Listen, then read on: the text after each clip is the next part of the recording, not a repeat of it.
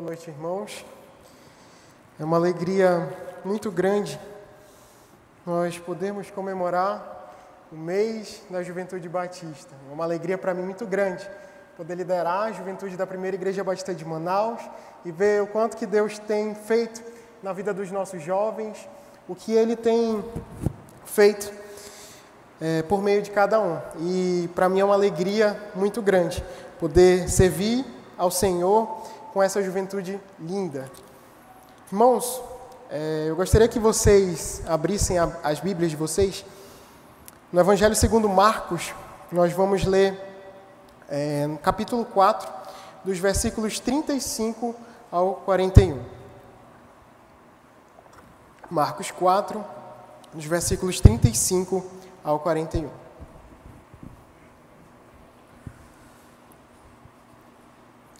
Naquele dia, ao anoitecer, disse ele aos seus discípulos: vamos atravessar para o outro lado. Deixando a multidão, eles o levaram no barco assim como estava. Outros barcos também o acompanhavam. Levantou-se um forte vendaval e as ondas se lançavam sobre o barco, de forma que esse foi se enchendo de água. Jesus estava na popa, dormindo com a cabeça sobre um travesseiro. Os discípulos o acordaram e clamaram: Mestre, não te importa que morramos? Ele se levantou, repreendeu o vento e disse ao mar: aquiete-se, acalme-se. O vento se aquietou e fez-se completa bonança. Então perguntou aos seus discípulos: por que vocês estão com tanto medo? Ainda não têm fé? Eles estavam apavorados, perguntavam uns aos outros: quem é este que até o vento e o mar lhe obedecem? Obrigado, Jesus, pela Tua palavra. Obrigado, Senhor, porque Tu se revela a nós por meio da Tua palavra, por meio do Teu Santo Espírito. Obrigado porque nós temos a liberdade de estarmos aqui Te adorando, Te cultuando, louvando e agradecendo o Teu santo nome.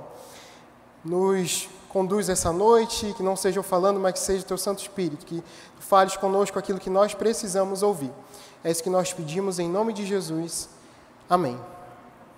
Irmãos, eu não sei quantos de vocês aqui já tiveram a oportunidade de viajar de barco, de fazer um passeio de barco. Nós estamos aqui no Amazonas e provavelmente, muito provavelmente alguém já, nem que seja para ir ali para o outro lado do rio ver os botos, já teve essa experiência.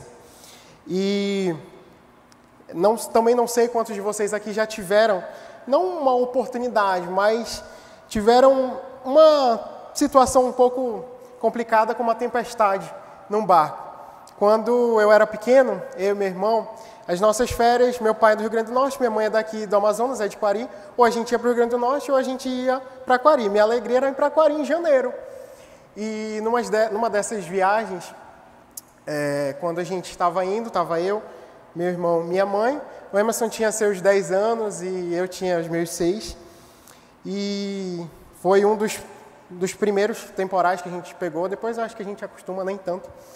Mas a gente estava no barco, viagem tranquila, mais de uma hora para outra, o tempo fecha, e aqui no Amazonas é muito comum, o tempo fechado, nada, e o tempo fechou, era vento de um lado, banzeiro de outro, o barco balançando, as redes molhando, as bolsas molhando, e tudo molhando, e a gente ali desesperado. Eu, não tanto, eu sentado lá, eu sempre fui mais tranquilo, o Emerson já foi um pouco mais, sempre foi mais agoniado. Acho que isso é um pouco perceptível. E eu tranquilo lá com o salva-vidas sentado na rede e o Emerson lá desesperado, mamãe, eu não quero morrer. E, pastor, sabe por que ele não queria morrer? Ele disse: mãe, eu não quero morrer porque eu quero fazer uma faculdade com seus 10 anos de idade.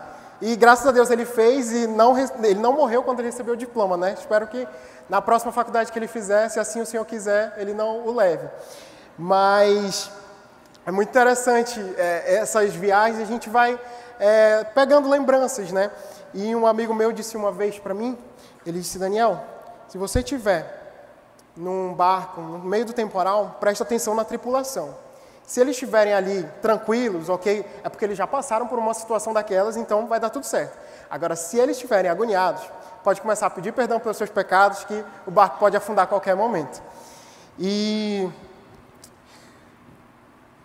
brincadeiras à parte, não é fácil nós passarmos por por uma tempestade, mesmo em terra firme, quando tudo fecha aqui em Manaus e começa aquela tempestade, já dá um pouco de medo. Imagina passar por uma tempestade no meio do mar, no meio do rio. E quando a gente está numa tempestade, prestes a naufragar, todos os nossos recursos se vão, as nossas forças já não conseguem mais fazer nada, a gente não tem mais o que fazer, o que basta é esperarmos. E esse fato aqui que a gente acabou de ler, de Marcos 4, ele está presente nos 3 evangelhos, sinóticos, Mateus, Marcos e Lucas, mas aqui no evangelho de Marcos ele é narrado com um pouco mais de detalhes e é neles que a gente vai se aprofundar um pouco mais. O Mar da Galileia, ele na verdade é um grande lago, que também é chamado de Genezaré, ou Mar de Tiberíades. Ele é cercado por montanhas e está abaixo do mar do nível do mar do Mediterrâneo.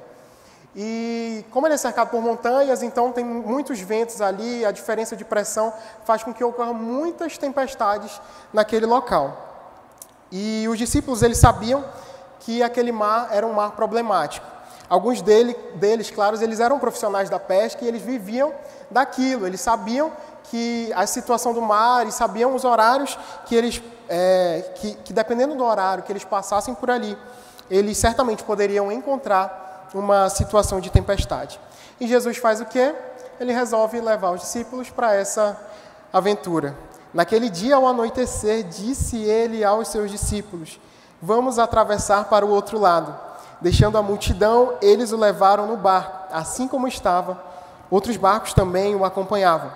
Levantou-se um forte vendaval e as ondas se lançavam sobre o barco, de forma que este foi se enchendo d'água. Jesus estava na popa, dormindo com a cabeça sobre um travesseiro. Os discípulos o acordaram e clamaram: mestre, não te importa que morramos? E nós temos aqui essas intensidades. A gente vê a intensidade da tempestade, eles estão lá no barco, o barco balançando de um lado para o outro. Nós temos a intensidade do desespero dos discípulos ali com Jesus, tentando tirar a água do barco, tentando fazer com que aquilo passasse. E nós temos a intensidade do sono de Jesus. Imagina, eu tenho quase certeza que nenhum de nós estaria dormindo numa situação dessa. Mas Jesus, ele era humano e ele estava muito cansado. E nós vemos aqui a intensidade do sono de Jesus. Então, Jesus estava lá na popa, lá atrás do barco, dormindo sobre um travesseiro. E, irmãos, aqui a gente pode encontrar algumas verdades nesse texto, algumas verdades que nós podemos levar para as nossas vidas.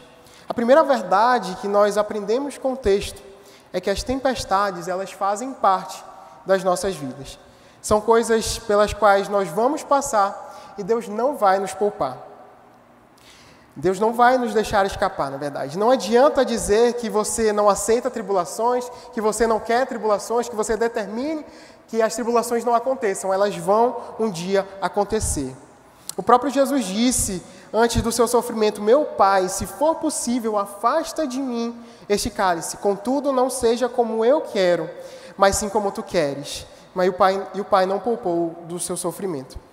Irmãos, Jesus também ali não poupou os discípulos daquela situação. Ele, detentor de todo poder, de toda autoridade sobre os céus e a terra, poderia ter feito com que aquela viagem fosse uma viagem tranquila. Eles só iriam passar de uma margem para outra, então as coisas poderiam acontecer tranquilamente, sem nenhuma tempestade, sem nenhum temporal. Mas não foi isso que aconteceu. E o próprio Jesus nos diz em João 17, não peço que os tire do mundo, mas os livre do mal. Jesus também em João 16, 33, não tenho-vos dito isso para que em mim... tenho-vos dito isso para que em mim tenhais paz.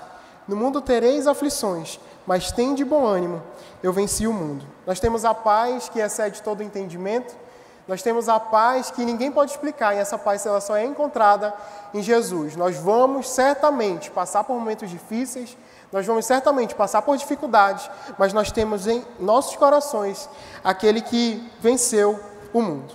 Irmãos, tempestades, elas são inevitáveis. Elas vão chegar para todos. Para homens, mulheres, ricos, pobres, crentes, descrentes. Nós não vivemos numa bolha, nós não estamos isolados e nós não estamos isentos de tempestades. As tempestades, elas também são inesperadas. Não chegam com um aviso prévio, ninguém vai avisar para você, olha, vai vir uma tempestade aí na sua vida e cuidado, mas elas não são previsíveis. As crises, elas chegam quando menos esperamos. Elas podem até chegar de surpresa para nós, mas para o nosso Senhor elas nunca chegarão de surpresa. Tempestades são inadministráveis. Os discípulos, eles estavam ali, como a gente pode imaginar a cena, eles estavam ali tentando controlar a situação, tirando a água do barco, fazendo com que ele ficasse ali estável, mas eles não conseguiam administrar a tempestade, que era maior e mais forte que eles. Mas eles não tinham esse controle. E assim funciona com as tempestades que nos cercam. São mais fortes que as nossas forças, mas jamais serão mais fortes do que aquele que está em nosso barco. Nós aprendemos com as tempestades. As tempestades, elas são pedagógicas. Elas não vêm para nos destruir, mas elas vêm para nos fortalecer. E como nós temos enfrentado os problemas que nós vivemos dia a dia? Como que nós temos reagido quando o mar está revolto, quando o rio está cheio de banzeiro ao nosso redor e a gente está prestes a naufragar? Como nós temos reagido a isso? Irmãos, a segunda verdade que nós podemos aprender com esse texto é que o barco em que Jesus está não afunda. Depois dos discípulos ali terem tentado fazer de tudo para acalmar a tempestade, e correm para Jesus e dizem: Mestre, não te importa que morramos? É como se eles dissessem assim: Senhor, o Senhor não está nem aí para a gente está aqui fazendo de tudo, o Senhor aí dormindo. E eles estão ali apavorados e pedem auxílio e socorro de Jesus, assim parecendo que eles não sabem com quem eles estão falando, com o poder e com a grandiosidade que está ali do lado deles. E muito provavelmente essa é a minha e a sua situação quando nós enfrentamos uma situação difícil, uma situação de dificuldade. Às vezes a gente quer questionar, querer entender o porquê, mas a gente precisa descansar no Senhor, sabendo que Ele está no nosso barco, que o nosso barco não vai afundar. E a gente até lembra do hino que a gente sempre canta: Mestre, o mar se revolta, as ondas nos dão pavor, o céu se reveste de trevas, não temos um Salvador. Não te incomodas conosco, podes assim dormir? Se a cada momento estamos bem perto de submergir, as ondas atendem ao meu mandar, sossegai. Seja o encapelado mar, a ira dos homens, as forças do mal, que leva ao Senhor, tais águas não podem naufragar, que leva ao Senhor, Rei dos céus e mar, pois todos ouvem o meu mandar, sossegai, sossegai, convosco estou, para vos salvar, sim, sossegai. Ele está conosco, Ele está no nosso barco, e nós não vamos perecer. Parece que Deus não está olhando para nós nesses momentos, não se importando conosco, parece que simplesmente Ele está dormindo. Mas Ele vê a nossa situação, Ele conhece a nossa situação, conhece as nossas dores, conhece o íntimo do nosso ser. E eles estavam ali, os discípulos, desesperados, porque eles estavam obedecendo ao que Jesus mandou. Eles estavam ali por quê? Porque foi o próprio Jesus que disse: vamos para o outro lado. E assim eles obedeceram. E a gente pode até fazer um paralelo com a história de Jonas, né? Muitos podem pensar: mas eu estou obedecendo ao Senhor e eu estou passando por dificuldade. E aí lembra da história de Jonas, que Jonas desobedeceu ao Senhor e Deus manda também essas tempestades para nos colocar nos caminhos dele de volta. Então Jonas não seguiu as ordens do Senhor, mandou ele para Nínive, ele foi para Tarsis e, desobedecendo ao Senhor, fez com que acontecesse aquela tempestade. Então os tripulantes ali tiraram a sorte, então jogaram Jonas ao mar, lançaram ele ao mar, e Jonas passou 3 dias na barriga do peixe. E Deus faz assim: quando Ele quer colocar a pessoa nos caminhos de volta, Ele manda a tempestade, mas nós que, quando estamos obedecendo ao Senhor, quando estamos seguindo a sua vontade, também vamos passar por dificuldades. O que nós aguardamos é que quando nós estamos fazendo a vontade de Deus, as circunstâncias vão ser sempre favoráveis. Os discípulos aqui, eles estão certamente desesperados e impacientes com a demora da intervenção de Jesus. Às vezes nós enfrentamos problemas que nós achássemos que fossem resolvidos no estalar de dedos, ou numa hora, ou num dia, até numa semana. Mas muitas vezes tempestades podem se estender por semanas, meses, anos, décadas. Quantas coisas nós colocamos diante do Senhor e nós temos orado há tanto tempo. E nós ficamos muitas vezes angustiados com a demora, mas o tempo dele é diferente do nosso tempo. Marta e Maria, quando estavam desesperadas com a doença e logo em seguida a morte de seu irmão Lázaro, mandaram avisar Jesus que Lázaro estava muito doente. E quando Jesus chega até elas e Maria vai ao encontro de Jesus e disse: Mestre, se eu tivesse chegado aqui, meu irmão não teria morrido. Mas o tempo dele é diferente do nosso e ele vai mostrar o seu poder ali para aquele povo. É de imaginar a situação. A gente acha que o nosso tempo é o tempo correto. A gente acha que o nosso tempo é o tempo que as coisas precisam ser feitas. Mas Deus sabe o momento certo de intervir. Será que os discípulos ali não estavam tendo a noção de quem era Jesus, de quem era aquele que estava no barco com eles? O Criador do mar, do vento, de tudo, em forma humana, estava com eles naquele barco. Todas as coisas foram feitas por meio dele, sem ele nada do que foi feito se fez. E qual a atitude de Jesus diante daquela situação? O texto nos diz que ele se levantou, repreendeu o vento e disse ao mar: aquiete-se, acalme-se. O vento se aquietou e fez-se completa bonança. Eu, batista que sou, acredito que Jesus fez assim: acalme-se, aquiete-se. E tudo ali se acalmou. O mar ficou tranquilo, o céu se abriu e eles puderam ver ali, admirados, a glória de Jesus. Pode ser que muitos de nós que estamos aqui hoje com uma situação parecida com a que os discípulos estavam ali vivenciando naquele momento. E por mais que Jesus esteja lá dentro, as ondas e os ventos são fortes, fazendo parecer com que o barco vai virar e que nós vamos morrer. Mas não perca o ânimo, Jesus está em nosso barco. Outra verdade que nós podemos aprender com esse texto é que no momento das tempestades é que descobrimos quem nós somos e quem Jesus é. Depois que ele disse aquiete-se, acalme-se, tudo se acalmou. Os discípulos aqui provavelmente eles passam a entender um pouco mais de quem é Jesus, de quem é aquele que estava no barco junto com eles. Quando nós o contemplamos, quando vemos a sua majestade, nós passamos a entender quem nós somos. Que nós temos limitações, que o nosso esforço para tirar a água do barco é insuficiente, que o nosso esforço para controlar o barco diante da dificuldade é insignificante e que nós sempre, em algum momento de nossa vida, teremos que nos curvar diante daquele que acalma toda a tempestade, pois só Ele e mais ninguém tem a solução para as nossas vidas. Aquele homem que estava simplesmente dormindo não era apenas um mestre, mas era o Senhor, Rei da terra, Rei dos céus, Rei do mar e Rei de tudo que neles há.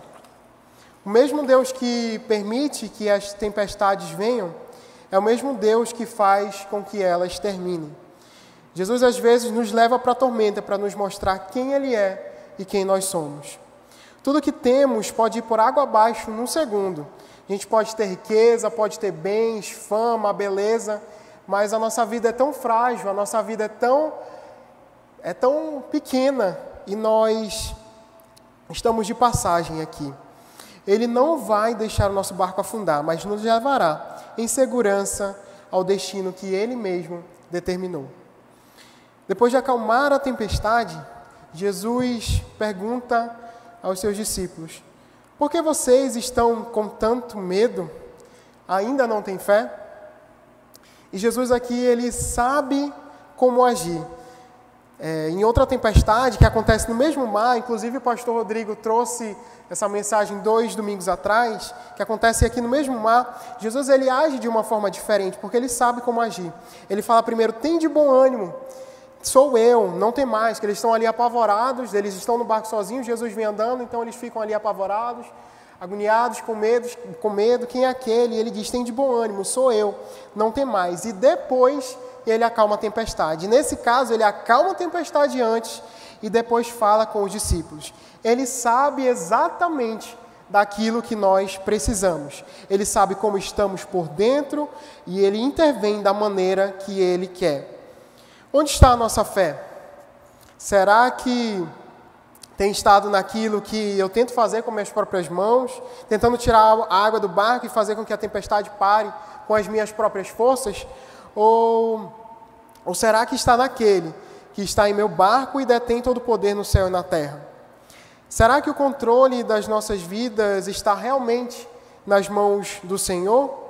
Ou nós estamos sempre tentando dar uma ajudinha para o Senhor, dizendo, não, Senhor, é assim que eu quero, é assim que tu tem que fazer, e achando que Ele está demorando ou que Ele não está fazendo as coisas certas conforme a nossa insignificante compreensão humana.